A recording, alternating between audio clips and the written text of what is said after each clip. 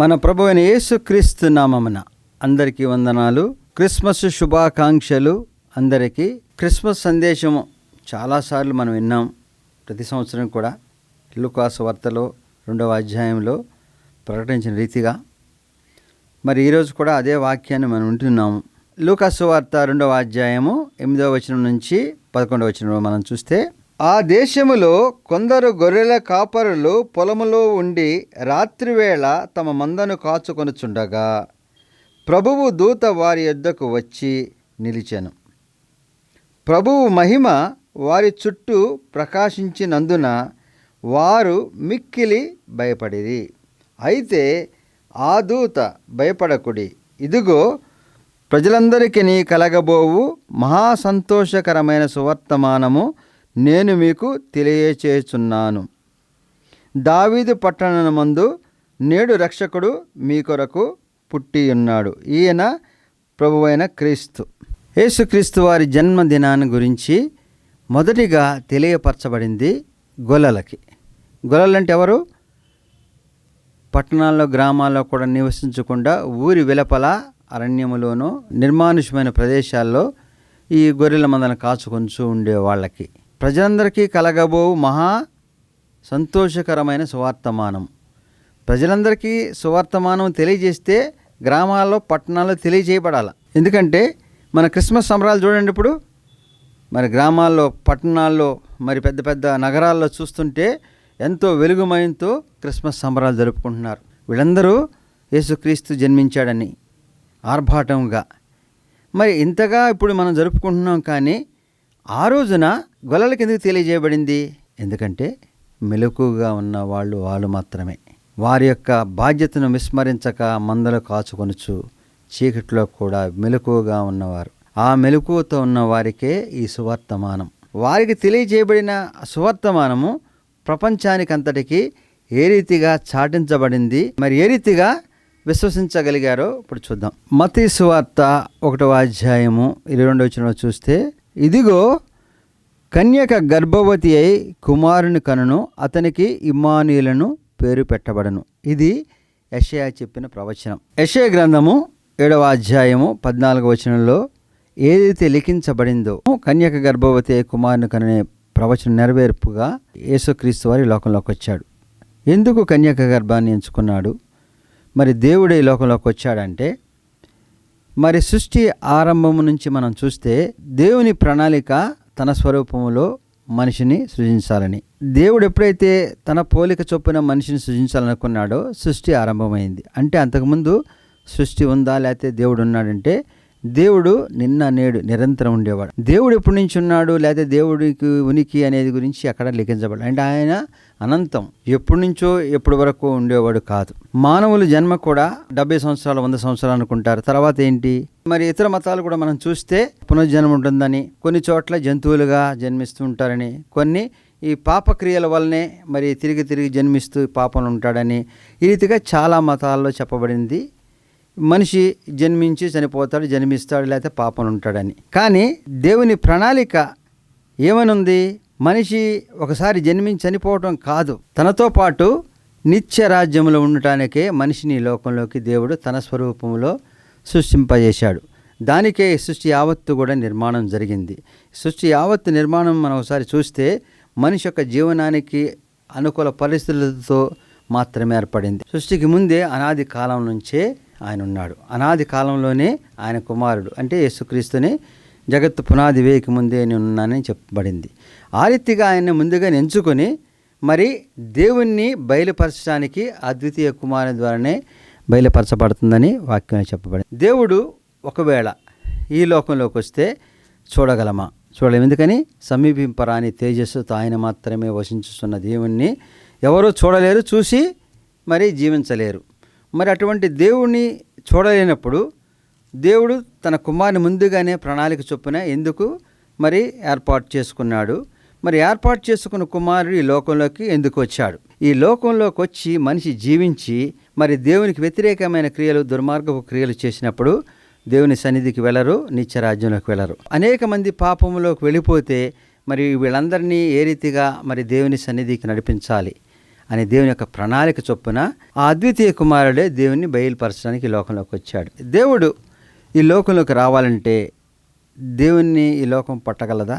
ఎందుకంటే సొలొమోను మహారాజు చాలా గొప్ప మందిరాన్ని దేవునికి కట్టాడు.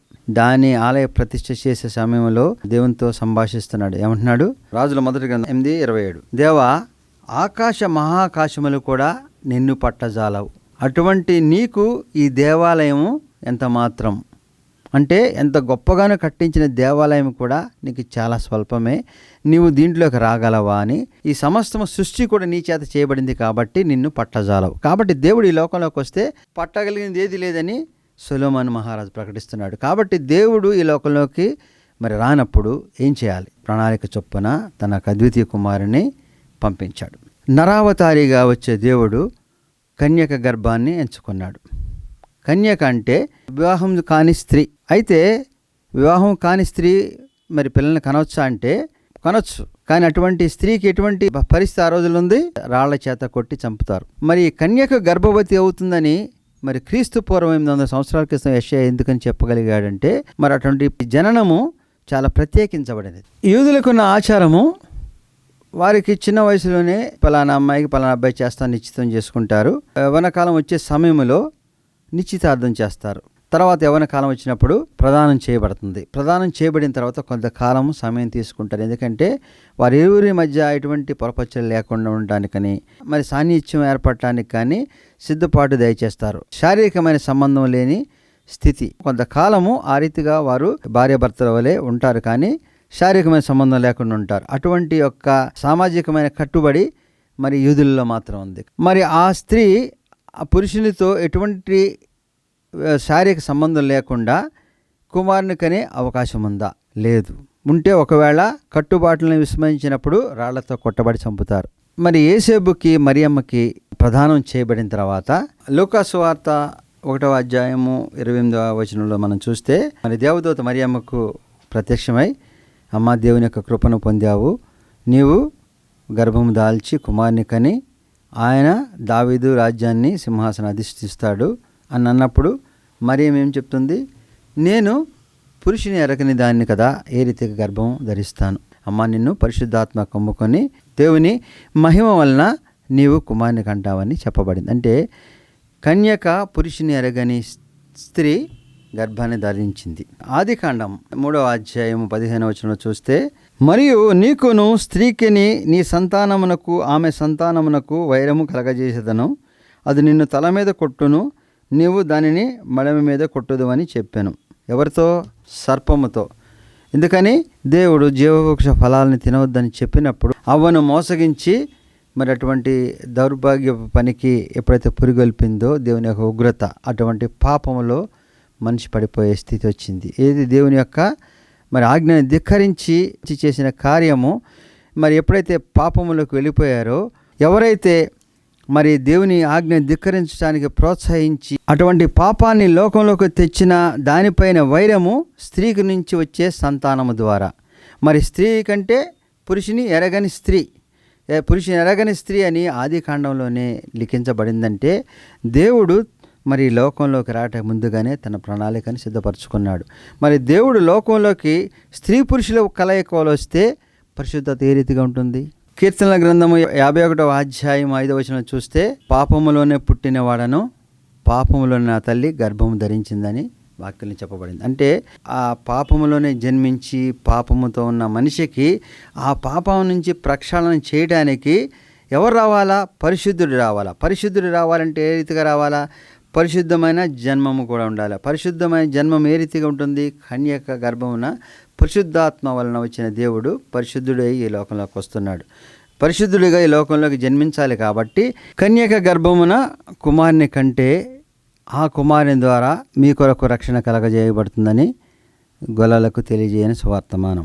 కన్యక గర్భము నుంచి వచ్చిన వారి వల్లే రక్షణ మనకు కలుగుతుందంటే, ఈ లోకంలో దేవుని గురించి ఎంతగానో ఎదురు చూస్తూ మరి లోకం పాపంలో పడిపోయిన మనిషి ఆక్రందనలు వేదాల్లో ఏ రీతిగా లిఖించబడిందంటే, అసతోమ సద్గమయ, తమసోమ జ్యోతిర్గమయ, మృత్యోర్మ అమృతంగమయ. అసతోమ సద్గమయ అంటే అజ్ఞానములో నుండి సత్యములోనికి. అజ్ఞాన అంధకారంలో ఉన్న మనిషికి సత్యము, ఏది నిజము ఏది కాదు, ఈ లోకమే శాశ్వతము, లేతే చేస్తున్న క్రియలలే గొప్పవి, వీటి నుంచి మరి అనేకం పొందుతామనుకునే అజ్ఞానముతో మనిషి చేస్తున్న దుష్కార్యముల లోకంలో పాపంతో నిండిపోయినప్పుడు సత్యమేమై ఉంది అంటే నీతిగల దేవుడు నీతిమత్వంతో జీవించాలని చెప్పిన దాన్ని మర్చిపోయి అజ్ఞానముతో అంధకారంతో ఉన్న మనిషికి సత్యం తెలిసే రీతిగా ఆక్రందన. తమసోమ జ్యోతిర్గమయ, చీకటిలో నుంచి వెలుగు అంటే అటువంటి అజ్ఞాన అంధకారంలో ఉన్న మనిషికి వెలుగును ప్రకాశింపజేయమంటే ఇటువంటి భయంకరమైన పాపములు కూరిగిపోయి చీకటిలో మరి అంధకారమైన జీవితాన్ని జీవిస్తున్న మనిషికి వెలుగును ప్రసాదించమని అడుగుతున్నాడు. ఎట్లా ఉండాలి ఆ వెలుగు? మృత్యోర్మ అమృతాంగమయ అంటే ఆ చీకటిలో పడిపోయినప్పుడు మరణము సంభవిస్తుంది. ఆ మరణాన్ని నుంచి నిరంతరము జీవించే రీతిగా ఉండాలని వేదాలు ఘోషిస్తున్నాయి. అంటే మనిషి ఈ లోకంలో సత్యాన్ని తెలుసుకోకుండా అజ్ఞానముతో చీకటిలో పాపపు బంధకాలతో ఉన్న మనిషికి మరి మరణం సంభవించకముందు నిత్య జీవానికి మార్గం చూపించమని మనిషి యొక్క ఆక్రందన శ్లోకంలో చెప్పబడింది. అటువంటి మరణం లేని అమరత్వం ఏ రీతిగా కలుగుతుంది? అమరత్వం రావాలంటే మరి మనిషికి ఈ పాపము నుంచి విడుదల ఏ రీతిగా పొందగలుగుతాడు? పాపోహం పాప కర్మోహం పాపాత్మ పాప సంభవం త్రాహిమాం కృపయా దేవ శరణాగత వత్సల అన్యదా శరణం నాస్తి త్వమేవ శరణం మమ. ఈ పాపము నుంచి రక్షించేవాడి నీవే, ఈ పాపం నుంచి నన్ను విమోచన దయచేయమని ఎంతో ఆక్రందంతో ఆ యొక్క శ్లోకంలో చెప్పబడింది. త్రాహిమాం నీవే రక్షకుడవి, కృపయా కృప చూపించు, దేవా శరణాగత వత్సల అంటే నీ శరణ వేడిన వాళ్ళకి నీ కృపను చూపించి నీవు దీని నుంచి రక్షించమని అడుగుతున్నాడు. ఏ రీతిగా? అన్యదా శరణం నాస్తి త్వమేహ శరణం మమ అంటే పాపినైన నాయడల నీ కృపని చూపించు, నీవే శరణమని వేడుకుంటున్నాను. అంటే పాపములోనే ఉన్నాను, పాపంలోనే జన్మించాను, పాపక్రియలు చేస్తున్నాను, ఇటువంటి పాపము నుంచి నాకు రక్షణ కల్పించేవాడి నీవే, ఈ పాపము నుంచి నీ రక్షణ దయచేయమని శ్లోకం చెప్తుంది. ఈ పాపాన్ని నుంచి రక్షించేవాడు ఏం చేయాలి? ఎటువంటి వాడై ఉండాలి? ఈ పాపం లేని వాడై ఉండాలి, అంటే పరిశుద్ధుడై ఉండాలి. ఇంకో పాపంలో ఉన్నవాడు పాపిని రక్షించగలడా? రక్షించలేడు. పాప కలంకితం లేని పరిశుద్ధుడు మాత్రమే రక్షించగలడు. మరి ఆదాము వాళ్ళకి దేవుని యొక్క శాపం నుంచి, ఆ పాపంతో ఉన్న మానవుని జన్మ మరి ఆ పాపం నుంచి రక్షింపబడాలంటే పరిశుద్ధుడు మాత్రమే రక్షిస్తాడు. పరిశుద్ధుడు ఏ రీతిగా రక్షించగలుగుతాడు? సర్వ పాప పరిహారో రక్త ప్రోక్షణ మవశ్యం తద్రక్తం పరమాత్మ పుణ్య బలియాగం. సర్వ పాపములను పరిహరించడానికి రక్త ప్రోక్షణతోనే మాత్రమే జరుగుతుంది. అదే రీతిగా జరగాలి. తద్రక్తము పరమాత్మ పుణ్య బలియాగం. ఆ రక్తము పరమాత్మ యొక్క పుణ్య బలియాగం. ఆ పరిశుద్ధమైన రక్తము పరమాత్మునికి మాత్రమే ఉంటుంది. కాబట్టి అటువంటి బలియాగం ద్వారా మాత్రమే పాప పరిహార రక్షణ జరుగుతుంది. కాబట్టి పరిశుద్ధమైన రక్తముతో బలియాగం చేసినప్పుడు మాత్రమే పాపము నశించబడుతుంది. కాబట్టి ఆ పాపాన్ని నశింపచేయటానికి వచ్చిన యేసుక్రీస్తు పరిశుద్ధుడిగా కన్యక మరియ గర్భమున జన్మించవలసి వచ్చింది. ఎందుకు వచ్చాడు ఈ లోకంలోకి? పాపాన్ని నుంచి మనల్ని రక్షించడానికి. కాబట్టి ఆయన రక్షకుడుగా ఈరోజు దావీదు పట్టణమందు ఉదయించాడని గొల్లలతో చెప్పబడింది. ఆయన రక్షించడానికి వచ్చాడు. అంతేగాని ఈ లోకంలో దేవుడు చూడటానికో లేకపోతే నన్ను నమ్మండి అన్న విశ్వసించమని చెప్పడానికి రాలే. దేవుని మహిమపరచడానికో లేదా ఘనపరచుకుంటాకి ఈ లోకంలోకి రాలే. మరి ఇటువంటి క్రిస్మస్ సంబరాలన్నిటితో ఆనందంతో ఆయన ఎదుర్కొంటాం, లేదా ఆనందంతో ఆయన సంబరాలు చేసుకుంటున్నాం కదా, వీటన్నిటి గురించి కాదు ఆయన వచ్చింది. ఆయన వచ్చింది మన యొక్క ఆత్మను రక్షించుకొనటానికి, మన యొక్క పాపాల నుంచి మనల్ని కాపాడుకొనటానికి. మన యొక్క పాపాలని నుంచి రక్షించాలంటే మనము ఏ రీతిగా ఉండాలి? గొల్లలు ఏ రీతిగా మెలకుగా ఉండి ఎదురు చూస్తున్నారు, మరి ఈ లోకంలోకి ఆ రక్షకుడు రావాలని ఎదురు చూస్తున్నారు. మరి పాపా నుంచి రక్షించేవాడు, పరిశుద్ధ రక్తము కలిగిన వాడు మాత్రమే మనల్ని రక్షిస్తాడు. కాబట్టి ఆయన ద్వారా మాత్రమే రక్షణ కలుగుతుంది. కాబట్టి ఆ రక్షకుడు గురించి ఎదురు చూస్తున్న వారికి సువర్తమానము చెప్పబడింది. మరి ఆ సువర్తమానం విన్న వాళ్ళు ఏం చేశారు? దాన్ని విశ్వసించారు. మరి దేవుని యొక్క సువర్తమానం విన్న మనం ఏం చేస్తున్నామో? విశ్వసిస్తున్నామా? మనం చేసుకునే సంబరాల విశ్వాసం ఉందా? ఆ సంబరాలు సంతోషంగా రక్షకుడు వస్తున్నాడు ఎదురు చూస్తున్నామా? యేసయ్య ఎందుకు వస్తున్నాడు? మనల్ని రక్షించుకుంటాకి. మనల్ని రక్షించుకోవాలంటే మన పాపాలని మనము ప్రాయశ్చిత్తం చేసుకోలేము. కాబట్టి తన యొక్క పరిశుద్ధ రక్తమునిచ్చి కాపాడుకున్నటకు ఆయన వచ్చినప్పుడు ఆయన ఎదుర్కొనే మనము ఆ సంబరాల్లో ఆయన విశ్వాసముతో మరి ఎదురు చూసేటప్పుడు మన యొక్క పాపాలను కడుక్కునే రీతిగా మనం ఉన్నప్పుడు ఆయన సంబరాలు అనేకమైన రెట్లు ఉత్సాహంతో మనం చేసుకోగలుగుతాం. కాబట్టి ఆ సువార్త విన్న ఆ సమాజంలో ఎందుకు పనికిరాని వెలివేయబడిన వారిలాగా అనేక మంది ఈ రీతిగా దేవుని యొక్క బిడలను దేవుని నీతిమత్వం నిలిచిన వాళ్ళని అంటారు. వీళ్ళు ఏమి విశ్వాసంలో ఉన్నారని, లేకపోతే వీరికి ఉన్న దేవుడు ఏంటని. వారికి ఉన్న దేవుడు ప్రత్యక్షతను ఇక్కడ స్పష్టంగా కనపరచబడింది. ఏ రీతిగా కన్యక గర్భమందు ముందు కాలంలో కూడా తర్వాత కూడా ఎప్పుడు కూడా మరి అటువంటి గొప్ప క్రియ జరగలే. అది ఎప్పుడో ప్రవచించి నెరవేర్చబడిందంటే నిజమైన దేవుని ప్రవచనం. అటువంటి నిజమైన దేవుని ప్రవచనము విన్న మనము ప్రత్యక్షంగా చూసాం. ప్రత్యక్షంగా చూసినప్పుడు విశ్వసించిన మనము ఆయన సువార్తను విన్న గొల్లలు ఏ రీతిగా మరి విశ్వసించారో అటువంటి విశ్వాసాలు ఉండాలి. ఏమని? రక్షకుడు మన కొరించి వచ్చాడని విశ్వసించి ఆయన చూద్దామని వెళ్ళారు. మనం విశ్వసించి ఆయన చూడటానికి వెళుతున్నామా? ఆయన చూడటానికి వెళ్ళాలంటే మనం ఆయన దగ్గరికి వెళ్తున్నామంటే ఏ రీతిగా వెళ్ళాలి?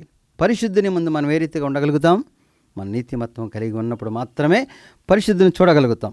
అటువంటి దేవుని చూడగలిగిన గొప్ప అవకాశం, సందర్భం మనకు వచ్చినప్పుడు మనలో ఉన్న పాపాన్ని పరిహరించడానికి వచ్చిన దేవుని దగ్గరికి వెళ్ళేటప్పుడు మన పాపాలను మనము తీసివేసి ఆయన సన్నిధిలో ముంచున్నప్పుడు నిజమైన క్రిస్మస్ మనకు కనబడుతుంది. మరి క్రిస్మస్ సందేశంలో దేవుని యొక్క రక్షణకై ఎదురు చూస్తున్న మనకి రక్షకుడు వచ్చాడనే మరి దేవుని యొక్క సువార్తను మనం విశ్వసించాలి. ఆయన చూడటానికి బెత్లెహేముకు వెళ్ళి చూద్దామని గొల్లలు నిర్ణయించుకుని బెత్లెహేమునకు వెళ్ళారు. అంటే దేవుడు వచ్చేసాడు కాబట్టి ఆయన రక్షిస్తాడు, ఇంకా మనం ఏమి చేసే పని లేదు, మన ఎన్ని ఆయన చూసుకుంటాడు. ఆయన చూడటానికి వెళ్ళాలి అంటే ఆయన ప్రత్యక్షతను కనపరుచుకునే రీతిగా మనం నమ్మిన విశ్వాసాన్ని మనము ముందుకు కొనసాగించుకోవాలి. ఆయన గొప్ప వెలుగును చూడగలిగిన మరి భాగ్యం ఎవరికి లభ్యమవుతుంది? పరిశుద్ధత కలిగిన వారికి మాత్రమే. కాబట్టి ఆయన సువార్తను మనకు తెలియజేశాన్ని విశ్వసించిన గొల్లలు ఆయన చూడటానికి సిద్ధపడి వెళ్ళిపోయారు. విన్న వారందరూ ఏం చేశారు? మిక్కిలి ఆశ్చర్యపడ్డారు. అంటే ఇంత గొప్ప దేవుడా?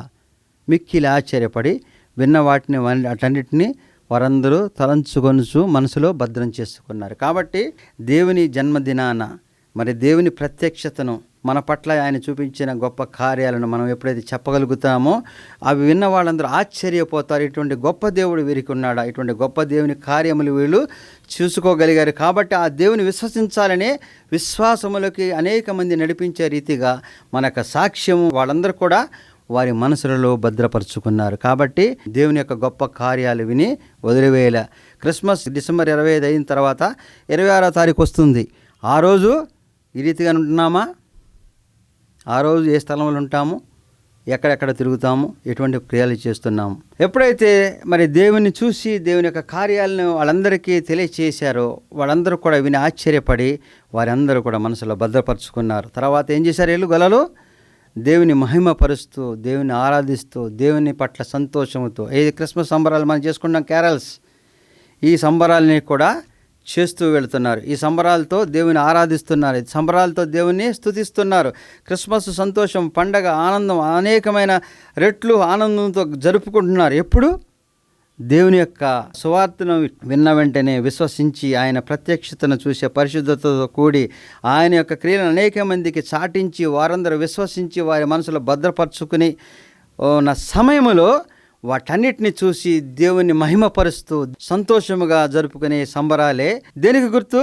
రక్షకుడు ఈరోజు మనకి లోకంలోకి వచ్చాడు. పరిశుద్ధుడిగా మన గురించి లోకంలోకి వచ్చాడు. మన యొక్క పాపాల నుంచి విడిపించడానికి వచ్చిన దేవుని యొక్క గొప్ప కార్యాలు మన జీవితంలో చూసి మరి ఎదుర్కొని అటువంటి గొప్ప కార్యాలను అందరికీ విశదపరుస్తూ వాటన్నిటిని బట్టి వారు కూడా విశ్వసించి వారి మనసులో భద్రపరచుకొనొచ్చు. కార్యాలన్నింటిని బట్టి దేవుని మహిమ పరిచే బిడ్డలుగా ఈ క్రిస్మస్ సంతోషాన్ని దేవునితో కలిసి సంబరాలు చేసుకునే గొప్ప భాగ్యం కలగజేసిన దేవుని కృతజ్ఞత చెల్లించు సంతోషముతో ఆనంద గానములతో ఈ క్రిస్మస్ సంబరాలు మనందరం చేసుకొని మన యొక్క జీవితాల్లో రక్షణ కలగజేసిన దేవుడు, మన యొక్క జీవితాలని వెలుగుమయం చేసిన దేవుడు, మన యొక్క జీవితాల్లో సత్యాన్ని తెలియజేసిన దేవుడు, మన యొక్క జీవితాల్లో వెలుగును కలగజేసిన దేవుడు, మనల్ని రక్షించుకునే దేవుడు, ఆయనతో పాటు మన నిత్య జీవానికి తీసుకెళ్లే దేవుడు, శరీరధారిగా లోకంలో జన్మించిన యేసుక్రీస్తు జన్మదినము మనందరికీ సంతోషకరము, ఆనందకరము, ఆయనకి ఘనత మహిమ చెల్లించే గొప్ప సందర్భం.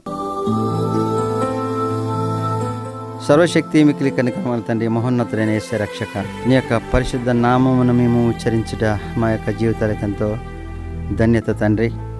నువ్వు పరమును వీడి ఈ లోకంలోకి శరీరధారిగా పాప పరిహారార్థ బలిగా వచ్చినప్పుడు తండ్రి, నీ యొక్క జన్మదినము మాకు రక్షణ కలగజేసిన దినం.